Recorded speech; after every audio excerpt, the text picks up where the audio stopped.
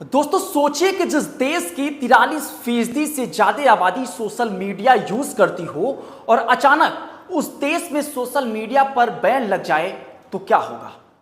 वो social media जो उनके दिनचर्या का सबसे अहम हिस्सा है, फेसबुक, व्हाट्सएप जैसे प्लेटफॉर्म जिनके बगैर लोगों के एक घंटे नहीं कटते, अगर वो बैन कर दिए जाएं तो कल्पना कीजिए कि उस देश के लोगों का जीवन कितना कठिन हो जाएगा।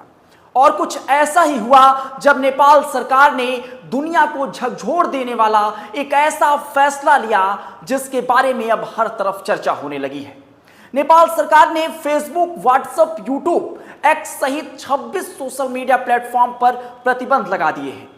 यह खबर न सिर्फ नेपाल बल्कि पूरी दुनिया में चर्चा का विषय बना हुआ है। आखिर क्यों लिया गया इतना बड़ा कदम और लोगों को क्या दिक्कतें हो रही हैं और नेपाल का संचार विभाग इस मामले में क्या कर रहा है, इस वीडियो में तसल्ली से जानेंगे। तो सबसे पहले बात करते हैं कि आखिर ये बैन हुआ क्यों। नेपाल सरकार ने कहा कि Facebook, Instagram, YouTube, x, LinkedIn, Snapchat जैसे 26 प्लेटफॉर्म ने नेपाल में आधिकारिक पंजीकरण नहीं कराया है। संचार और सूचना प्रौद्योगिकी मंत्रालय ने इन कंपनियों को 28 अगस्त से 7 दिन का अल्टीमेटम दिया था, लेकिन मेटा, अल्फाबेट और अन्य बड़े नामों ने इसकी अनदेखी की।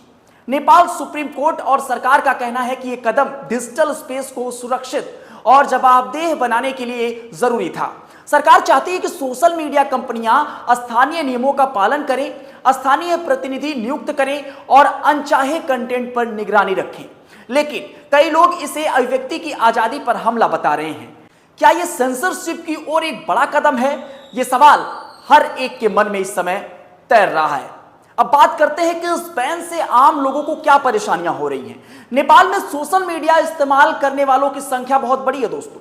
जुलाई 2025 तक करीब 51% आबादी फेसबुक यूजर थी और कुल 43.5% लोग सोशल मीडिया यूजर थे या फिर सोशल मीडिया पर सक्रिय थे। अब जब फेसबुक, व्हाट्सएप, यूट्यूब जैसे ऐप्स बंद हो गए हैं तो लोगों का संपर्क टूट गया है। विदेश में रहने वाले नेपाली अपने परिवार से व्हाट्सएप कॉल या मैसेंजर के जरिए बात नहीं कर पा रहे हैं। छोटे व्यवसायी जो इंस्टाग्राम और फेसबुक पर अपने प्रोडक्ट्स बेचते थे अब ग्राहकों तक नहीं पहुंच पा रहे हैं। स्टूडेंट्स को यूट्यूब से पढ़ाई का मटेरियल नहीं मिल पा रहा है और एक यूजर ने तो यहां तक लिखा एक्स पर कि हम अपने परिवार से कैसे जुड़ेंगे। यह सवाल नेपाल के लाखों लोगों का है और वहीं कुछ लोग चीनी ऐप जैसे टिकटॉक और वाइबर की ओर शिफ्ट हो रहे हैं जो पहले से रजिस्टर्ड है। लेकिन क्या यह विकल्प सबकी जरूरतें पूरा कर पाएगा? नेपाल सरकार और संचार विभाग, प्रौद्योगिकी मंत्रालय इस मामले में सख्त रुख अपनाए हुए है। मंत्रालय ने नेपाल टेलीकम्युनिकेशन अथॉरिटी यानी एनटीए को आदेश दिए हैं सभी इंटरनेट सेवा प्रदाताओं के जरिए इनका रास्ता बंद कर दिया जाए। संचार मंत्री पृथ्वी सुब्बा गुरंग ने कहा कि हमने कंपनियों को बार बार नोटिस दिए लेकिन उन्होंने नियमों का पालन नहीं किया। मंत्रालय का कहना है कि अगर ये प्लेटफॉर्म रजिस्टर हो जाएं तो बैन हटाया जा सकता है, लेकिन मानवाधिकार संगठनों और विपक्षी दलों ने इसे प्रेस फ्रीडम और अभिव्यक्ति की स्वतंत्रता पर हमला बताया है। कुछ का मानना है कि सरकार की शर्तें इतनी सख्त हैं कि कंपनियां जानबूझकर रजिस्ट्रेशन से बच रही हैं।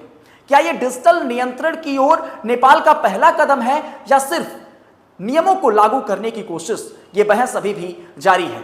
कहा यह भी जाता है कि नेपाल की राजनीति में चीन की दखलंदाजी रहती है और इस समय चीन और अमेरिका के बीच तनाव भी चल रहा है। तो सोशल मीडिया प्लेटफॉर्म को बंद करने के इस फैसले को चीन और अमेरिका के बढ़ते विवाद से भी जोड़कर देखा जा रहा है। तो दोस्तों नेपाल का यह फैसला कई सवाल खड़े करता है। क्या एक तरफ सरकार का तर्क कि डिजिटल स्पेस को जिम्मेदार बनाना जरूरी है ताकि गलत कंटेंट पर लगाम लग सके, और दूसरी तरफ लोग इसे अपनी आजादी पर हमला मान रहे हैं। अगले कुछ दिन नेपाल के लोगों के लिए मुश्किल भरे हो सकते हैं क्योंकि सोशल मीडिया उनकी जिंदगी का अहम हिस्सा था। क्या नेपाल सरकार और सोशल मीडिया कंपनियां कोई बीच का रास्ता निकाल पाएंगी या फिर यह बैन एक लंबे समय तक रहेगा? यह देखने वाली बात होगी।